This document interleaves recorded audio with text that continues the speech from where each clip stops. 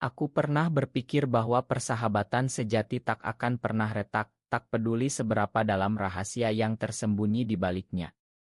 Sampai hari itu tiba, ketika segalanya berubah menjadi mimpi buruk yang tak pernah kubayangkan.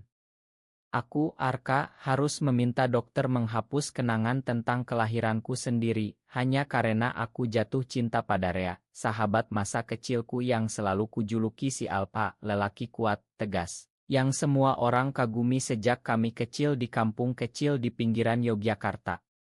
Semuanya bermula dari masa kecil kami. Kami tumbuh bersama di sebuah desa yang dikelilingi sawah hijau dan sungai kecil yang mengalir tenang. Rea selalu menjadi pemimpin di antara kami anak-anak. Tubuhnya yang atletis sejak remaja, wajahnya yang tegas dengan rahang kuat dan senyum yang jarang tapi memikat, membuatnya seperti raja kecil di kampung kami. Aku. Aku selalu di sisinya, yang pendiam, yang lebih suka membaca buku atau menggambar di tepi sungai. Kami tak terpisahkan. Malam-malam kami habiskan di teras rumahnya, berbincang tentang mimpi-mimpi besar. Rea ingin menjadi polisi, melindungi orang-orang, sementara aku hanya ingin keluar dari desa, mencari kebebasan di kota besar seperti Jakarta. Waktu berlalu, kami remaja.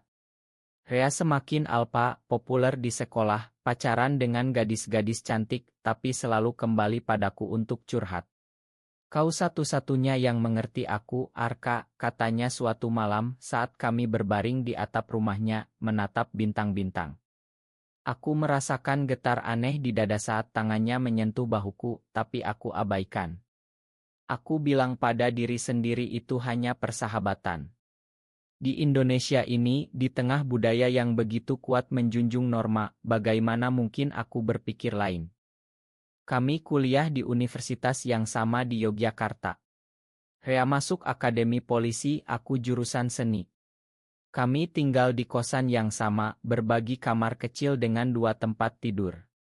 Malam-malam panjang kami lalui dengan cerita, tawa, dan kadang diam yang nyaman. Tapi semakin dewasa, perasaanku semakin tak terkendali.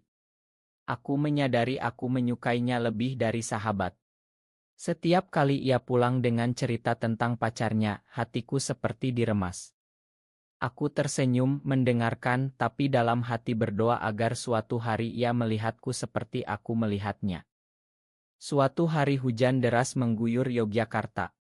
Kami terjebak di kosan, listrik mati, hanya lilin yang menyala redup. Rea baru putus dengan pacarnya. Ia duduk di lantai, bahunya terguncang. Aku lelah, Arka. Semua gadis itu. Rasanya tak ada yang benar-benar mengerti aku. Aku mendekat, memeluknya untuk menghibur. Tubuhnya hangat, napasnya di leherku membuatku gemetar. Ia tak menolak. Malah ia balas memelukku lebih erat. Kau selalu ada untukku, bisiknya. Malam itu, dalam kegelapan yang hanya diterangi lilin, kami saling tatap lama. Matanya yang gelap menatapku dalam, seolah mencari jawaban. Aku tak tahan lagi. Aku mendekatkan wajahku dan bibir kami bertemu. Ciuman pertama itu lembut, penuh keraguan, tapi segera menjadi ganas, penuh hasrat yang tertahan bertahun-tahun. Rea tak mundur. Ia balas dengan intens, tangannya memeluk pinggangku kuat. Kami terlibat malam itu, tubuh saling menempel, hati berdegup kencang.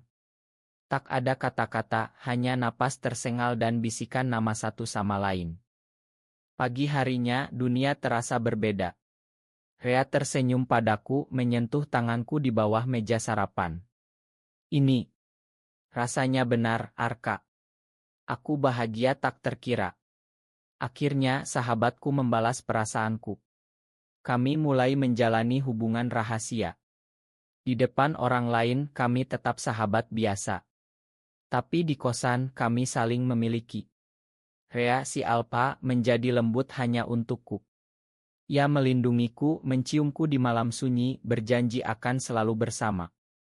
Tapi Indonesia bukan tempat mudah untuk cinta seperti kami. Keluarga Rea Konserati, ayahnya pensiunan polisi yang tegas. Mereka sudah merencanakan perjodohan dengan anak teman keluarga. Rea tegang setiap kali telepon dari rumah. Aku tak bisa mengecewakan mereka, Arka. Tapi aku juga tak bisa kehilanganmu. Aku mengerti. Aku juga takut. Di masyarakat kami, cinta sesama jenis masih tabu, dianggap dosa, penyimpangan. Tapi cinta kami terasa begitu murni, begitu dalam. Beberapa bulan berlalu dalam kebahagiaan rahasia. Kami pergi ke pantai Parangtritis saat akhir pekan, berjalan bergandengan di tempat sepi, menatap ombak sambil berbisik tentang masa depan. Rea berjanji setelah lulus, kami akan pindah ke Jakarta, mencari kehidupan baru di mana kami bisa lebih bebas. Aku percaya padanya. Ya Alphaku, pelindungku. Tapi kemudian datanglah pengkhianatan yang menghancurkan segalanya. Hari itu aku pulang lebih awal dari kampus. Pintu kosan sedikit terbuka, suara tawa perempuan terdengar dari dalam. Hatiku langsung ciut. Aku mengintip dan dunia runtuh. Rea sedang berpelukan dengan seorang gadis, Rina, anak perjodohan yang dikirim keluarganya untuk bertamu. Mereka berciuman, tangan Rea memeluk pinggangnya erat, sama seperti ia memelukku malam-malam sebelumnya. Aku mundur, dada sesak. Aku lari ke sungai kecil dekat kosan, duduk sendirian sambil menangis. Bagaimana bisa? Rea yang berjanji, yang bilang aku satu-satunya. Malam itu ia pulang tersenyum seperti biasa. Ma telat, Arka. Ada urusan keluarga. Aku tak tahan. Aku konfrontasi dia. Apa maksudmu dengan Rina tadi? Tanyaku, suara gemetar. Rea terdiam, wajahnya pucat. Arka. Itu bukan seperti yang kau pikir. Tapi aku melihat. Kau berciuman dengannya. Ia mendekat, mencoba memelukku, tapi aku tolak. Dengarkan aku. Keluargaku mendesak. Aku tak bisa menolak. Tapi kau yang aku cintai benar-benar. Kata-kata itu seperti pisau. Jadi aku hanya pelarian. Saat kau lelah dengan gadis-gadis itu. Bukan. Ini rumit, Arka. Di sini kita tak bisa bebas. Aku harus menikah, punya anak untuk keluarga. Aku menangis. Jadi aku harus rela melihatmu dengan perempuan lain. Rela menjadi rahasia selamanya. Rea menunduk. Aku takut kehilangan segalanya. Ayahku.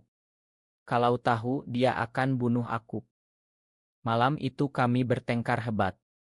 Untuk pertama kalinya, si Alpha menangis di depanku. Ia memohon berjanji akan putus dengan Rina. Aku makan karena cinta terlalu dalam. Kami berdamai lagi, lebih mesra dari sebelumnya. Rea semakin protektif, seolah menebus kesalahannya. Tapi pengkhianatan itu tak berhenti di situ. Beberapa minggu kemudian, aku dengar rumor dari teman kampus. Rea resmi bertunangan dengan Rina. Keluarganya mengumumkan di kampung. Aku konfrontasi lagi. Kali ini, Rea tak membantah. Ini demi masa depan, Arka. Aku akan nikah, tapi kita tetap bisa bersama diam-diam. Hatiku hancur berkeping. Kau gila. Aku bukan simpanan. Aku cinta kau, tapi aku juga harus patuh pada keluarga. Ini budaya kita. Budaya. Kata yang selalu jadi tameng. Di Indonesia, keluarga di atas segalanya, norma agama dan masyarakat menekan. Aku mengerti penderitanya, tapi itu tak cukup untuk menyembuhkan lukaku. Aku mulai menarik diri. Rea panik, mengikuti kemana-mana, memohon. Jangan tinggalkan aku, Arka. Kau segalanya bagiku. Tapi semakin ia mendesak, semakin aku tersiksa. Aku tak bisa melihatnya dengan Rina, tak bisa hidup dalam bayang-bayang. Suatu malam, aku kabur ke Jakarta sendirian, tinggalkan surat, aku pergi untuk melupakanmu. Di Jakarta, aku mulai hidup baru. Kerja di galeri seni kecil, tinggal di kontrakan sempit. Tapi kenangan Rea mengikuti kemana-mana. Setiap malam aku mimpi tentangnya, tentang pelukannya, janjinya yang palsu. Rea mencariku. Ia datang ke Jakarta, meninggalkan tunangannya sementara. Aku tak bisa tanpa kau, katanya saat menemukanku di kai kecil. Ia memelukku di tengah hujan basah kuyup. Kami kembali bersama, kali ini di kota besar yang lebih anonim. Hubungan kami semakin dalam. Rea semakin berani, kami jalan bergandengan di tempat sepi seperti Ancol malam hari, menikmati angin laut. Ia bilang akan batalkan perjodohan. Aku akan lawan keluargaku demi kita. Aku percaya lagi. Cinta membuat buta. Tapi keluarga Rea tahu. Ayahnya marah besar, datang ke Jakarta, paksa Rea pulang. Kau malu-malukan keluarga. Cinta lelaki. Itu dosa.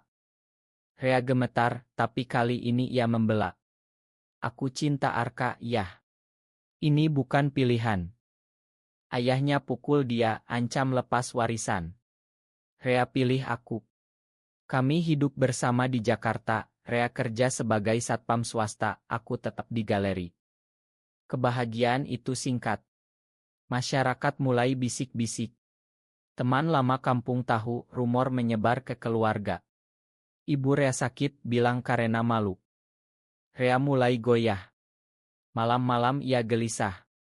Mungkin kita salah, Arka. Mungkin aku harus kembali. Aku tak percaya.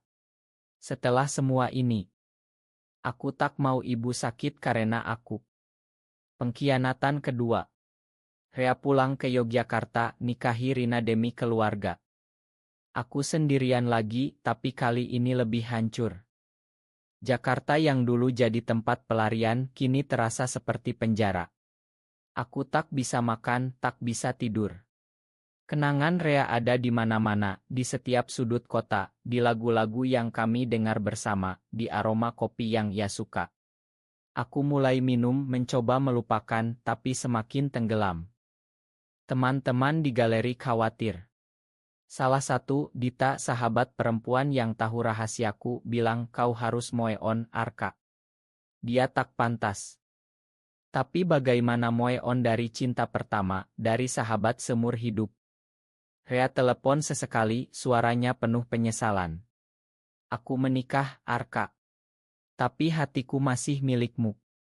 Untuk apa bilang begitu? Kau sudah pilih mereka. Aku takut, Arka. Tapi aku menderita di sini. Aku matikan telepon. Tapi hati tak bisa bohong.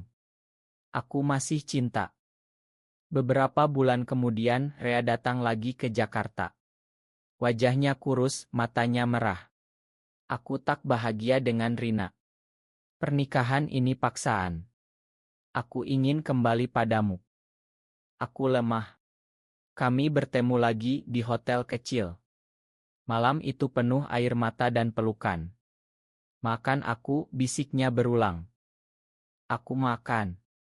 Kami rencanakan hidup baru, kali ini serius.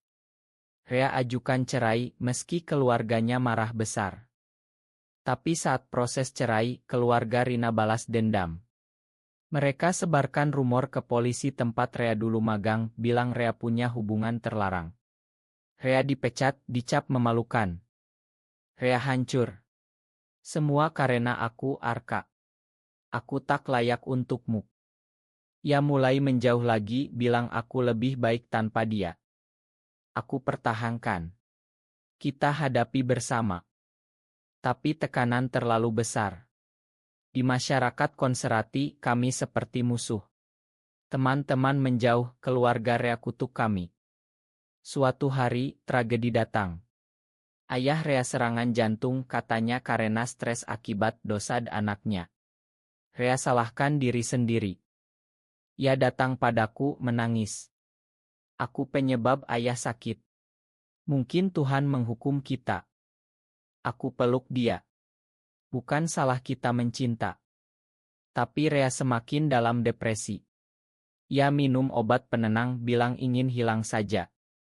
Aku takut kehilangan dia selamanya. Aku bawa ke psikolog rahasia di Jakarta yang ramah. Dokter bilang Rea butuh waktu, dukungan. Tapi kemudian, pengkhianatan terakhir. Aku temukan chat Rea dengan mantan pacar lain, lelaki juga, dari masa lalu. Ternyata aku bukan satu-satunya. Rea pernah punya hubungan rahasia lain sebelum aku. Hatiku remuk total. Kau bohongi aku bertahun-tahun. Rea menangis. Aku bingung, Arka. Aku tak tahu siapa aku sebenarnya. Aku tinggalkan dia. Kali ini benar-benar. Tapi trauma terlalu dalam. Aku mulai halusinasi, mimpi buruk setiap malam tentang Rea. Aku tak bisa hidup normal. Aku cari bantuan ekstrem. Aku dengar ada dokter spesialis di Singapura yang bisa hipnoterapi mendalam, bahkan menghapus kenangan traumatis melalui terapi intensi. Aku putuskan pergi. Perjalanan ke Singapura terasa seperti kabur dari diri sendiri. Di pesawat, aku menatap awan, bertanya-tanya apakah ini keputusan benar. Tapi rasa sakit terlalu menusuk. Setiap detik, wajah Rea muncul, janjinya, pengkhianatannya, cinta yang menyiksa. Dokter di klinik itu, seorang spesialis neurosains dan psikologi, mendengarkan ceritaku panjang. Ini kasus kompleks, Arka. Kenangan cinta yang traumatis, terutama di budaya yang menekan seperti Indonesia, bisa seperti luka yang tak sembuh. Ia jelaskan terapi, kombinasi hipnosis mendalam, terapi kogniti, dan obat sementara untuk memudarkan kenangan spesifik. Bukan hapus total seperti ilm, tapi buat jadi kabur, tak lagi menyakitkan. Aku ingin lupa dia sepenuhnya, kataku. Tak mungkin lupa total. Tapi kita bisa buat kenangan itu tak lagi menguasaimu. Aku setuju. Sesi demi sesi, aku ceritakan semuanya, masa kecil, ciuman pertama, pengkhianatan, penderitaan. Dokter bilang cinta seperti ini, di tengah masyarakat yang tak menerima, sering jadi beban berat. Banyak pasien dari Indonesia datang dengan cerita serupa. Aku tak sendirian. Itu menghibur sedikit. Selama terapi, aku tinggal di apartemen kecil di Singapura. Kota itu bebas, aku lihat pasangan sesama jenis jalan bergandengan tanpa takut. Aku iri, tapi juga sedih. Mengapa di Indonesia tak bisa begitu? Kenangan mulai pudar. Wajah Rea jadi buram, suaranya samar. Tapi rasa sakit masih ada. Suatu malam, Rea telepon. Entah bagaimana ia tahu aku di mana. Arka, aku dengar kau di Singapura. Apa kau benar-benar ingin hapus aku dari hidupmu? Aku diam lama. Aku harus, Rea. Untuk bertahan. Aku menyesal. Aku sudah cerai sekarang. Aku ingin mulai baru denganmu. Terlambat. Kau selalu bilang begitu, tapi selalu khianati. Ia menangis di telepon. Aku alpha bodoh yang takut menghadapi diri sendiri. Aku matikan. Hatiku masih bergetar, tapi lebih kuat sekarang. Terapi berlanjut. Dokter tambah sesi tentang penerimaan diri. Kau tak salah mencinta. Yang salah adalah masyarakat yang tak memberi ruang. Aku mulai paham. Cintaku pada Rea murni, tapi tercekik oleh norma, keluarga, agama yang ditasirkan sempit. Aku pulang ke Indonesia setelah 3 bulan. Jakarta terasa baru. Kenangan Rea seperti mimpi lama, tak lagi menyiksa. Aku mulai hidup lagi. Bergabung dengan komunitas underground di Jakarta, bertemu orang-orang dengan cerita serupa. Aku ceritakan pengalamanku, bantu mereka. Suatu hari, aku dengar Rea pindah ke Bali, hidup sendirian, menyesal. Aku tak balas dendam. Aku makan dalam hati. Hidup baru di Jakarta membawa warna baru. Aku promosi di galeri, mulai pameran seni sendiri. Lukisanku banyak tentang perjuangan batin, cinta terlarang, tapi dengan harapan. Aku bertemu orang baru. Namanya Bayu, seniman seperti aku, terbuka tentang orientasinya. Kami mulai dekat pelan-pelan. Tak ada drama seperti dengan Rea. Bayu lembut, pengertian, tak ada tekanan keluarga yang berat. Kami jalan di Monas malam hari, bicara tentang mimpi. Aku bangga padamu, Arka. Kau kuat menghadapi semua itu. Aku tersenyum. Terapi membantu. Tapi yang utama aku belajar menerima diri. Tapi masa lalu tak sepenuhnya hilang. Suatu hari, Rea muncul lagi. Ia datang ke galeri, wajahnya lebih tua, mata penuh penyesalan. Arka, aku lihat pameranmu. Lukisan itu. Tentang kita ya. Aku mengangguk dingin. Ya. Tapi sudah lewat. Aku salah besar. Aku kehilangan yang terbaik karena takut. Bayu di sampingku pegang tanganku. Rea lihat, matanya sedih. Aku bahagia sekarang, Rea. Ia tersenyum tipis. Aku lega. Makan aku. Ia pergi. Tak ada drama lagi. Malam itu aku cerita pada Bayu semuanya. Ia peluk aku. Kau luar biasa. Cinta baru ini beda. Lebih tenang, lebih jujur. Tapi terapi tak sempurna. Kadang mimpi tentang Rea datang, tapi tak lagi menyakitkan. Hanya nostalgia. Aku mulai aktif di komunitas advokasi hak pelan-pelan melalui seni. Aku buat instalasi tentang cinta yang tertekan di Indonesia, dapat respons positif dari kalangan muda. Dokter di Singapura Olo Upia Online. Kau maju pesat, Arka. Ya, aku maju. Tahun-tahun berlalu. Aku dan Bayu hidup bersama di apartemen kecil di Jakarta Selatan. Kami tak perlu sembunyi total, di lingkaran kami aman. Kami adopsi kucing, rencanakan liburan ke tempat yang ramah seperti Thailand. Suatu hari aku dapat kabar Rea sakit parah. Kanker, katanya karena stres bertahun-tahun. Aku ragu, tapi Bayu dorong. Pergi temui dia. Untuk penutup. Aku ke Yogyakarta. Rea di rumah sakit, kurus kering. Matanya berbinar lihat aku. Arka. Terima kasih datang. Kami bicara lama. Ia cerita penyesalannya, bagaimana ia akhirnya terima diri, tapi terlambat. Aku cinta kau selalu.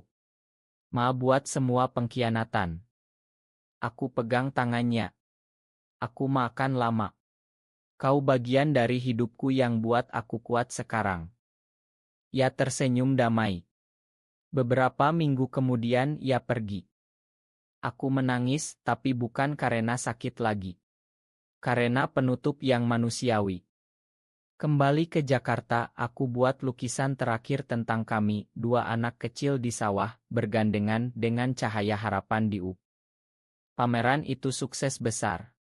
Banyak yang terharu, mulai bicara terbuka tentang cinta sejati, tak peduli bentuknya. Aku sadar, menghapus kenangan bukan solusi total. Tapi belajar dari itu, menerima, dan maju.